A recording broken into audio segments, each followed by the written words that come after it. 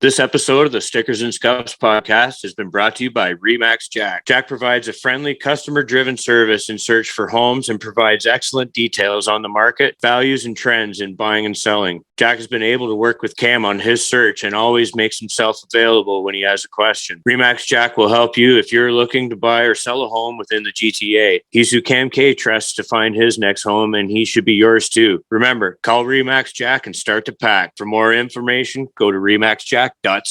Introducing the remarkable Mighty Wipes, an all-natural product designed to meet your cleaning needs. With its professional-grade formula, these wipes are both alcohol-free and gentle on the hands, ensuring that your skin remains soft and nourished after each use. Versatile and efficient, Mighty Wipes can be utilized in various settings, from kitchens to barbecues, and even for personal and automotive purposes. What sets these wipes apart is their unique ability to cater to individuals with allergies and sensitivities. So whether you're focusing on thorough kitchen sanitation or tackling automotive messes, Mighty Wipes provide a reliable solution that ensures effective cleaning with utmost care for both your surfaces and your well-being.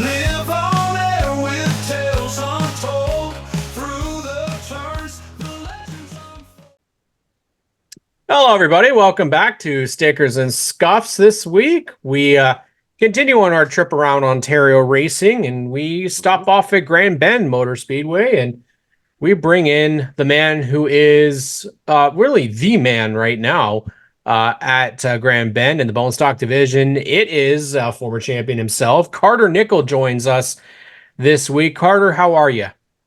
I'm doing quite well. How are you? Oh, we're excited, man. This is cool, man. We're excited to learn a little bit more about your story and what your plans are this year, kind of what's been going on over at Grand Bend, because Graydon and I haven't gotten the opportunity yet to head over, but what we see is a track that looks really racy and lots of fun. And yes, Graydon Bunn does want to race there, so we'll have to find a way to get him on the track. Even if it's go-karting and karaoke, I don't care. Bring it on. I can honestly say, though, I as his co-host, I do not lay claim to his singing skills. So karaoke might not be via SNS. That might just be you. But Carter, how'd you get started racing at Grand Bend? Well, I think it was 2016, maybe 2015. I got started racing Junior B sprint cars at Grand Bend. I did that for 3 years, took a break for, I think, 2, and then I got into the bone stocks in 2022. Okay. Now, what the heck is a junior? What'd you say it was a Junior B? It was a Junior B sprint car. So what's that? Have you seen the 9 horsepower cars at Grand Bend as well? Yeah. It's exactly the same thing, just with a smaller motor in it. Oh, okay. So that's the junior sprint division, basically, right? Yeah. Yeah, it's pretty much the development series there. Oh, okay. So, how old are you when you're starting junior sprints? I think I was 6 or 7 years old. Jesus. All right. Well, 6 or 7 years old. Why? Why'd you get started? Well, I got started because I watched a lot of NASCAR with my dad, and I'd always say, like, I want to race, and my dad raced there in the early 2000s, racing pretty much the exact same thing that I was. So he got me one of those cars, and we decided to go racing. Nice. Great. It's just like your story, except it's like 40 years before then. Oh man, well that's cool though. But now you're running bone stocks. Tell us about what's your ride? What are you driving, Carter? I drive the 2004 Pontiac Sunfire with the number 52, and it's painted up just like Earl Ross's NASCAR. Yes, Now, tell us. Obviously, that's Earl's a big influence to you. Just talk about just your appreciation for Earl and what drove you to run 52 and to rock his look. Well, Earl's been a big part in our family. My dad has been working for his company for over 20 years now. Earl was Oh my dad's wow! boss, and he actually drove my parents to their wedding. Oh, What? cool. What? Yeah, Oh, that's wicked. and I've always kind of looked up to him. And Yeah. once I got out of racing, I did a lot of iRacing, and I really got into NASCAR, started studying it a lot, and I really got to learn a lot about Earl Ross.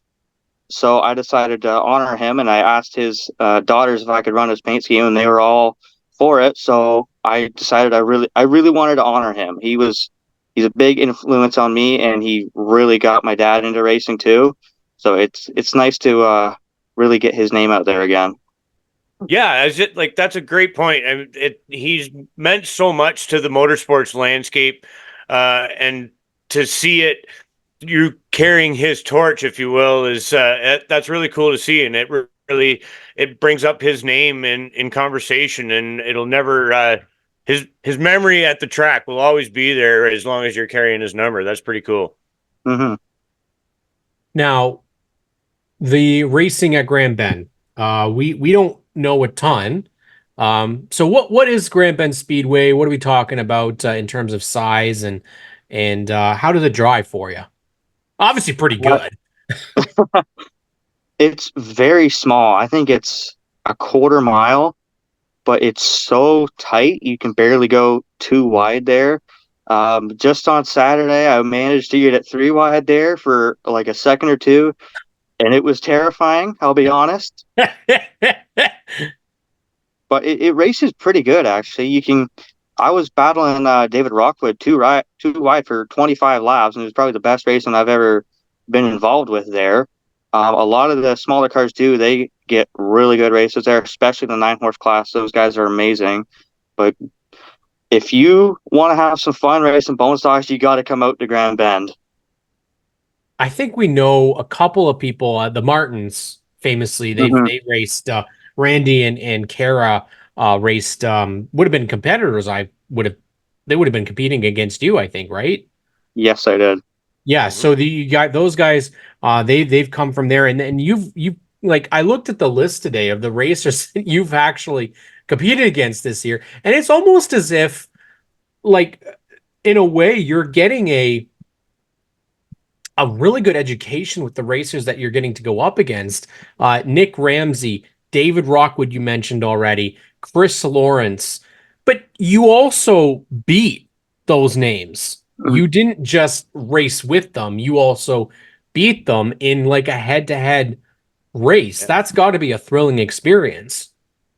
Yeah, like I said, on Saturday, to beat David Rockwood, like probably one of the most well-known bone stock drivers, was just such an incredible experience, especially leading up to that race because we were having issues with that car. We were working on it since Thursday.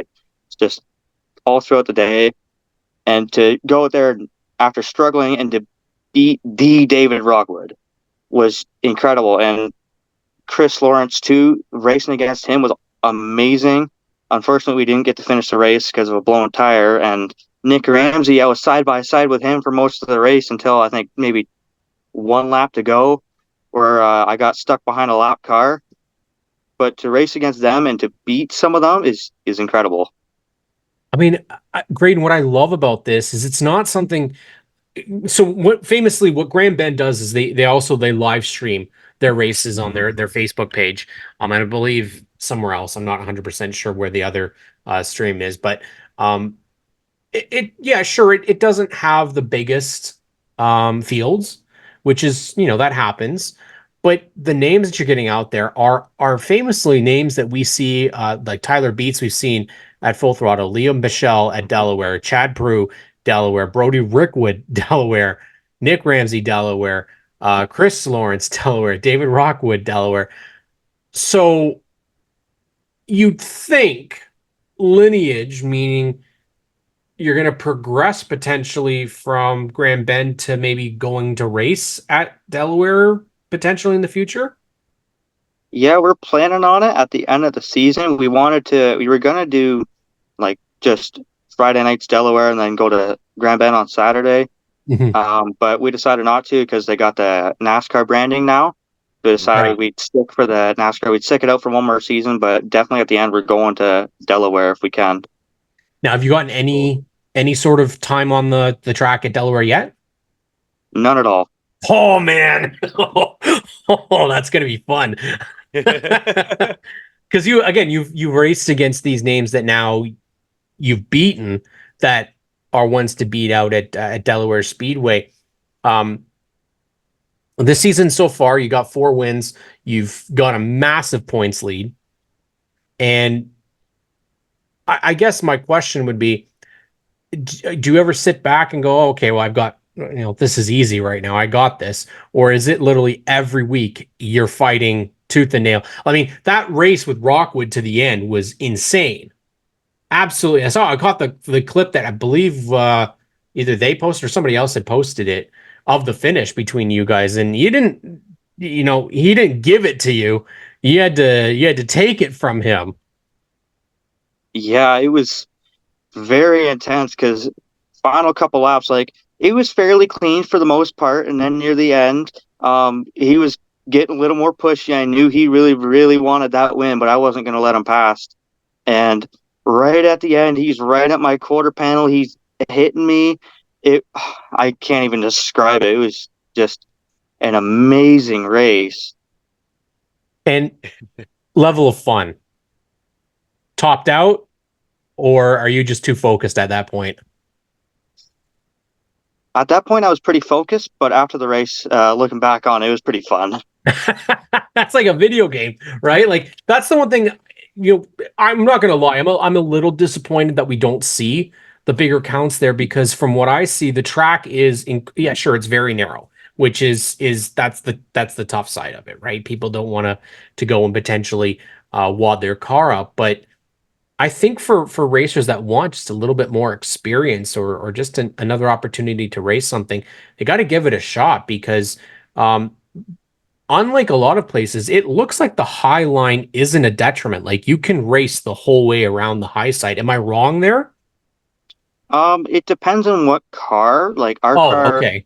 it I'm not very good on that high line. I usually run like bottom to middle line, but I've started to notice that the Delaware cars run good in the middle line, but not so good in the high line. So I've definitely learned a lot. Like we had Derek Damaras come out the one day and he was helping me out.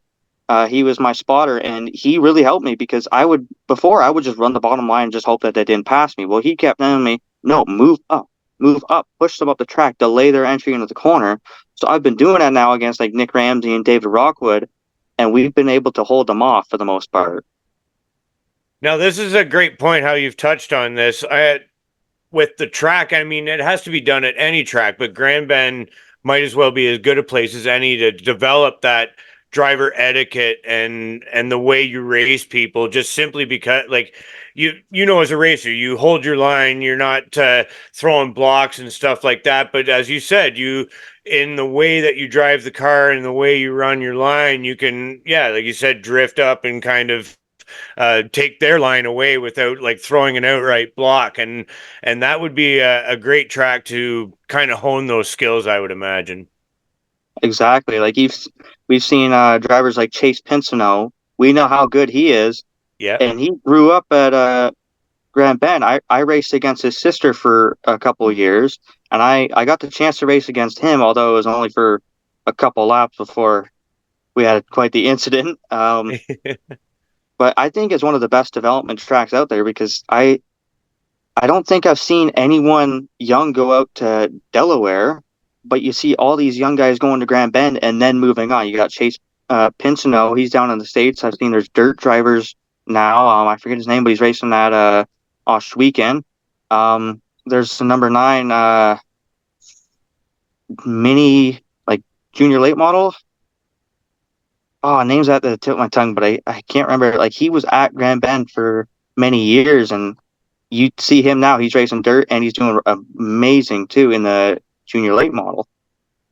It's Oh, yeah. it's It it's one speaks of well to those. the Yeah, it does. It speaks well. And propagating drivers. Yeah. we talked with Cody Wilds, and Cody Wilds learned how to drive out at Grand Bend. Haley McNichol, Kyle Steckley started with Grand Bend. So Right. it shoots out the talent. Like, and that's Some I kid think named it's Lucas Chapman too. some kid named Lucas Chapman that reps SNS somehow. But it's also different development. Del Freiberger's raced here, Keisha Zimmick's raced here, Mason Culver. The list goes on and on with people that have been very successful and go and race elsewhere. I almost feel like Grand Bend again. It's like that hidden jewel. It's a place that the talent is there, but maybe just the attention isn't, and that's really difficult. Do you find having off weeks there, because it is not every single weekend? How do you find that works for you? Usually on those off weekends, we're either working on the car or I'm on iRacing. I'm on my simulator and I'm practicing for the upcoming race. There's not really a break. Last year, coming so close to that championship really lit a fire under me to clinch it this year, and we got quite the lead now. Hopefully, we can keep it. But definitely on those off weekends, we got quite a few of them actually, but it's nonstop with the work. Mm-hmm. Well, and that's, I guess, my other question for that is the, it's not that you don't have a ton of, I guess, the same competitors coming in. You don't know who you're going to be racing against, and that's the crazy thing. When again, when you're seeing the names that you're going up against, these guys have years of experience on you, in different divisions and racing all over. So when I mean, I think that the amount that you've got to be taking in from how to run your lines and how to do your race has got to be, like, the information invaluable. But you're also getting the opportunity to, like we talked about, hone your skills and improve on them.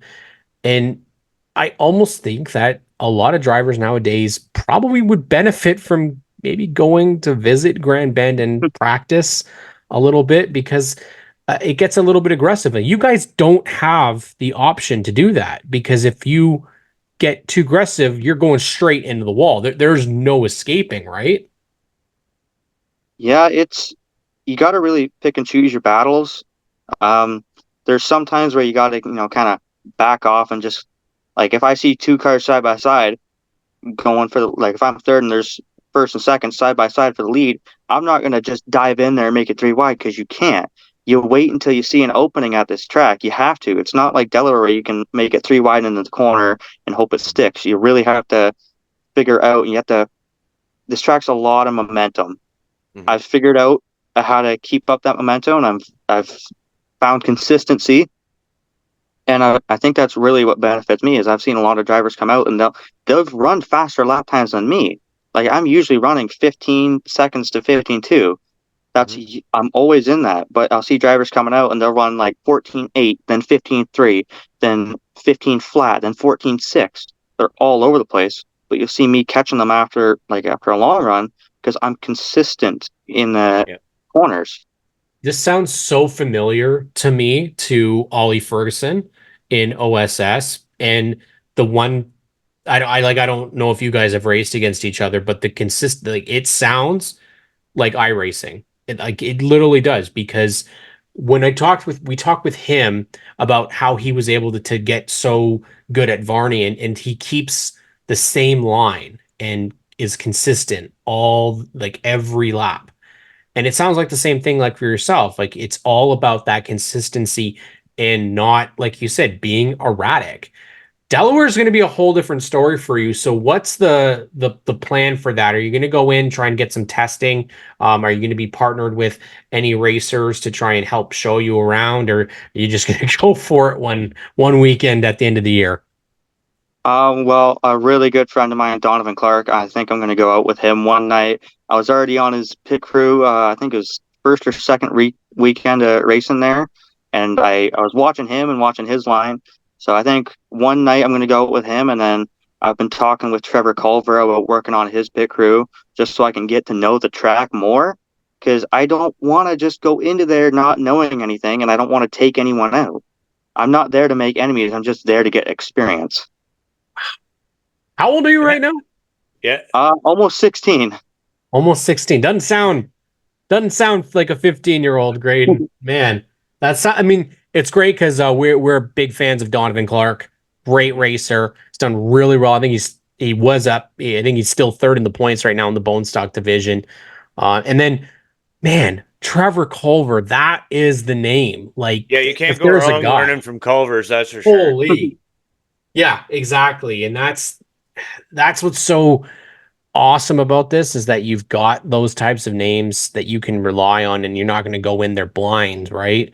Um, what's the future plans? Obviously, we know we talk about going to run Delaware at the end of this year, but what's after this year? We really don't know, to be honest. We've heard from one of our sponsors that they want to get us into the V8 stocks. They want to buy us like a Camaro, but I don't know if that'll happen.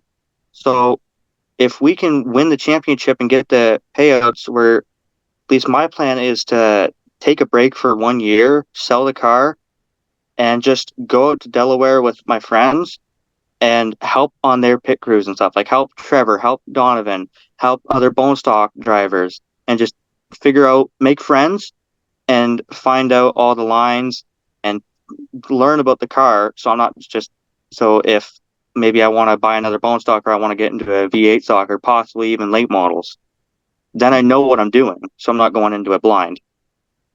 And from the financial standpoint, you're not going to, for lack of a better term, whiz money away, like just floundering around. Like you're going to be learning the whole time, in the plan that you're describing here. I mean, you're going to be crewing and immersing yourself in different types of race cars with different people, and that's a great way to learn. I mean, you're just taking it all, and you're a great age to learn it from all these people too.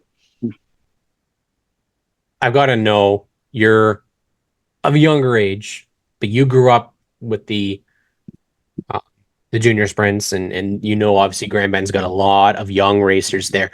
So I want to ask you if there's somebody that we should be looking out for in the future that's coming from Grand Bend or that's currently racing in Grand Bend. Could be in any division. It doesn't have to just be the youngest division. But some names that people should really pay attention to because they're really, really good racers. Also, we here at the podcast, we really like personalities too. So if they're really, really good people, who are some names that you could think of? Oh, I know the perfect name. If you're looking for a personality and a good driver, you got to talk to Mike Beneteau.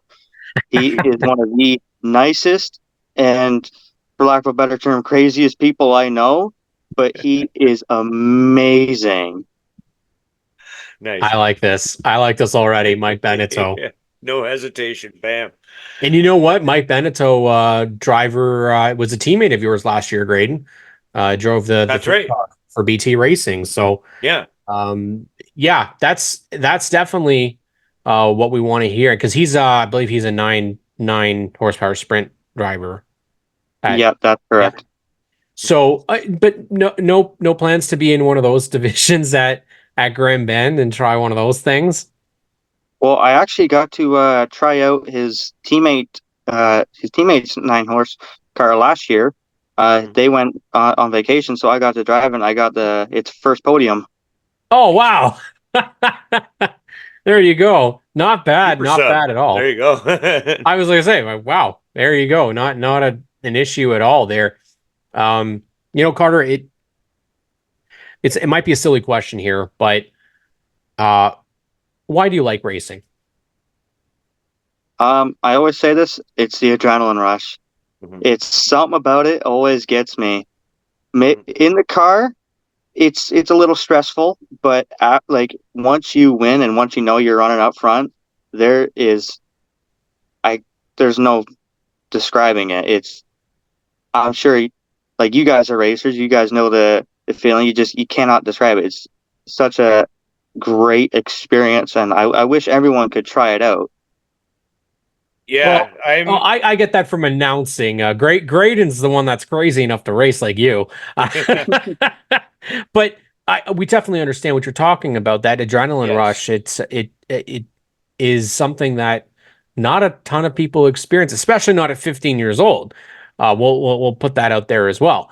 But you know, we know Graydon's gotten. He's still new to this racing deal. So he's going to go to Grand Bend. We're just putting a hypothetical out there. What's the advice that you're giving him for his first time to race a bone stock around Grand Bend Speedway? And yes, he might be taking notes. I would say watch the wall. It comes up quick. I learned that pretty quickly too. That does seem like sound advice. Had a nice relationship with the wall early, eh? Yeah. Oh man. Yeah, yeah, that type of as I said, I love the races there because I feel like the track is so racy. But like you said, like you're driving these bigger cars, it's so easy to, I would think, to get up and into the wall.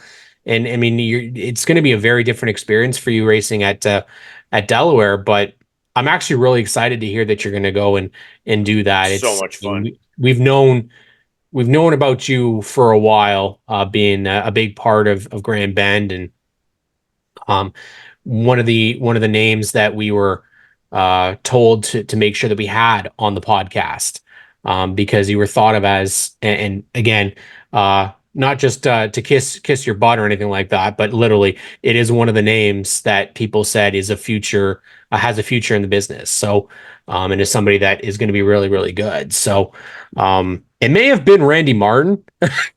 Now that I'm thinking about it, it may have been Randy Martin that said you got to have Carter on the show, which is hilarious because we haven't had Randy or Kara on the show yet. You obviously you have a long list of supporters that help you out, people that help you out at the racetrack as well. And one of the things we want to make sure, and this is what every episode that we have, anybody that's watched our show, this is the time for the racers to shout out their partners, the people that are on their race car and the people that help them week in and week out. So Carter, this is your time to thank those. This is what it's all about right here. I want to put a big shout out to Derek Demarez. He sponsors us with his RC racetrack, but he has been so influential to me. He's taught me so much, and I haven't known him for very long, but he's really showed me what racing is about, and he's been around it for a long time, so he definitely knows what he's talking about. I also want to thank Bad Daddy Customs. He actually, I believe he raced like endurance cars for a while. He absolutely amazing guy. He's looking for another car for me. Bogline Barbecue and those guys. Robin Tiller, she's been super supportive of me and Bill Daniels too. And I'm sure you guys have heard of him. Oh yeah. We know old Bill. Yeah.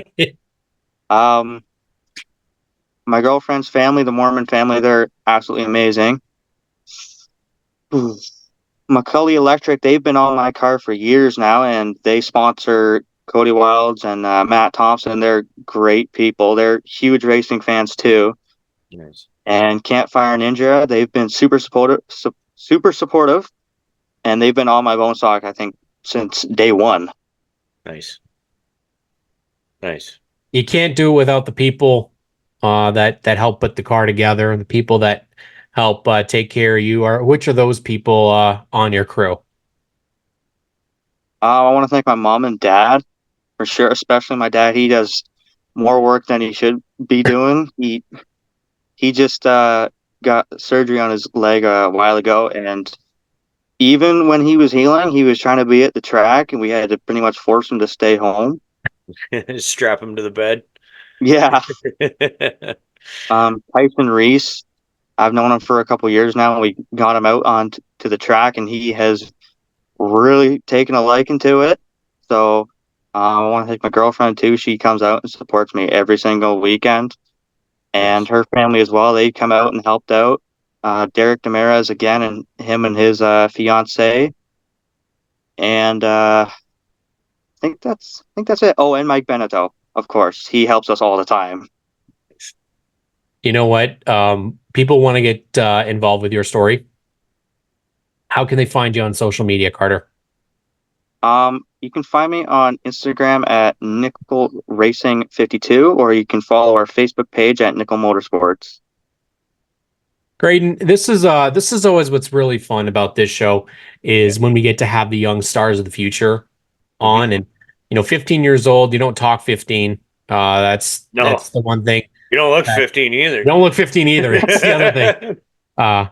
It's got to be a thrill at that age, at your age, to be able to get behind the wheel and compete and run for a championship, and not just any old championship. This is a NASCAR championship, which is what you have wanted to do, like you said, since you were really young, and you're on the pathway to do it. I think there's only a couple of weeks left for Grand Bend this year, but obviously we want to wish you the best of luck. Thank you for coming on the show, Graydon. What do you have to say to Carter Nichol? Yeah, I echo what Cam said. We wish you all the best in closing out your season and securing that NASCAR championship. Definitely heading to Delaware. Delaware's an animal like no other here in Ontario, for sure. And from my personal experience, it's a heck of a fun time. The speed, the car count, it's a wild experience. So wish you all the best, man. Thanks for coming on with us. Thank you for having me, guys. It's been so much fun. That is Carter Nichol. Make sure you always go out to the racetrack, go to Grand Bend Speedway, see this young guy win his championship, his NASCAR championship in the Earl Ross looking 52, and then catch him at Delaware Speedway later on this season. Thank you for tuning in to the Stickers and Scuffs podcast. We will catch you all next week.